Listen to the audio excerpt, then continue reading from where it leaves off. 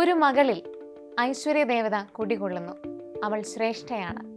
എല്ലാ നന്മകളും അവളിലുണ്ട്. നല്ല കാര്യങ്ങളുടെ എല്ലാം ആരംഭത്തിൽ അവൾ ആദരിക്കപ്പെടേണ്ടതുമാണ്. സ്കന്ദപുരാണത്തിലെ വാക്കുകൾ ഉദ്ധരിച്ച് ഹൈക്കോടതി കുറച്ചു ദിവസങ്ങൾക്ക് മുൻപ് ഒരു ഉത്തരവിറക്കി. പിതൃസ്വത്തിൽ തുല്യാവകാശം കിട്ടാത്തത് ചോദ്യം ചെയ്ത് കോഴിക്കോട് സ്വദേശികളായ സഹോദരിമാർ നൽകിയ അപ്പീൽ ഹർജിയാണ് ഹൈക്കോടതി പരിഗണിച്ചത്. സ്വത്ത് ഹർജിക്കാർക്കും സഹോദരനുമായി തുല്യമായി വീതം വയ്ക്കാൻ നിർദ്ദേശിക്കുകയും ചെയ്തു. 2005 ഹിന്ദു പിന്തുടർച്ചാവകാശ ഭേദഗതി നിയമം അനുസരിച്ച് 2004 ഡിസംബർ 20 ശേഷം മരിച്ചവരുടെ സ്വത്തുക്കളിൽ പെൺമക്കൾക്കും തുല്യ അവകാശമുണ്ട് എന്നാണ് കോടതി വ്യക്തമാക്കിയത്. പിതൃസ്വത്തിന്റെ അവകാശത്തിൽ മകനും മകളും തമ്മിൽ എന്താണ് വ്യത്യാസം? ഏതു നിയമമാണ് കീഴ്ക്കോടതിയിൽ പെൺമക്കളുടെ സ്വത്തിലെ തുല്യാവകാശത്തെ തടഞ്ഞത്?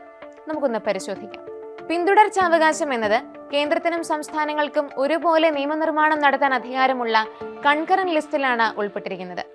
1975 കേരള കൂട്ടുകുടുംബ വ്യവസ്ഥ നിർത്തലാക്കൽ നിയമത്തിലെ 3-4 വകുപ്പുകൾ 2005 ഭേദഗതി ചെയ്ത കേന്ദ്ര ഹിന്ദു പിന്തുടർച്ചാവകാശ നിയമവുമായി ചേർന്നു പോകുന്നില്ല.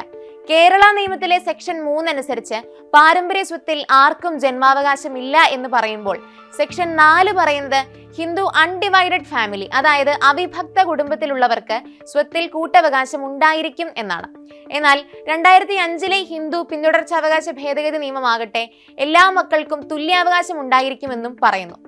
ഈ സാഹചര്യത്തിലാണ് കേരള നിയമത്തിലെ വിപരീത വ്യവസ്ഥകൾ തടസ്സമായതിനാൽ വിവാഹിതരായി പോകുന്ന സ്ത്രീകൾക്ക് സ്വത്തിൽ അവകാശം ഉന്നയിക്കാനാവാത്ത സ്ഥിതിയാണ് എന്ന് പറഞ്ഞുകൊണ്ട് 1975 കൂട്ടുകുടുംബ വ്യവസ്ഥ നിർത്തലാക്കൽ നിയമം നിലനിൽക്കില്ല എന്ന് ഹൈക്കോടതി വ്യക്തമാക്കിയത്. 2 നിയമങ്ങളും വ്യത്യസ്ത കടമകളാണ് നിർവഹിക്കുന്നതെന്നായിരുന്നു കേരള സർക്കാരിന്റെ വാദം. വിപരീത ദിശയിലുള്ളതാണ് 2 നിയമങ്ങളെന്ന് അമിക്കസ് ക്യൂറി ചൂണ്ടിക്കാട്ടി. ഹർജിക്കാരുടെ കേസിൽ പിതാവ് ജീവിച്ചിരിക്കുമ്പോൾ തന്നെ മകന് സ്വത്തുക്കൾ നൽകിയിരുന്നു. ഇതിനെ ചോദ്യം ചെയ്ത് കോഴിക്കോട് സബ് കോടതിയിൽ പെൺമക്കൾ നൽകിയ ഹർജി തള്ളിയത് ഈ 1975 നിയമത്തിലെ, അതായത് ഈ കേരള കൂട്ടുകുടുംബ വ്യവസ്ഥ നിയമത്തിലെ വകുപ്പുകളുടെ പശ്ചാത്തലത്തിലാണ്. തുടർന്നുള്ള അപ്പീൽ അഡീഷണൽ സെഷൻസ് കോടതി ഭാഗികമായി അനുവദിച്ചു. അതിനിടെ പിതാവ് മരിക്കുകയുണ്ടായി. തുടർന്നാണ് തുല്യാവകാശത്തിനായി ഹൈക്കോടതിയെ സമീപിച്ചത്.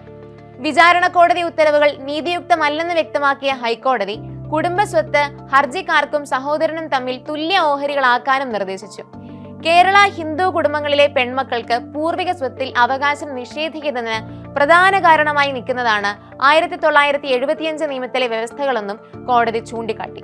സ്കന്ദപുരാണത്തിലെ ചില വാക്യങ്ങൾ കൂടെ ഹൈക്കോടതി ആവർത്തിച്ചു.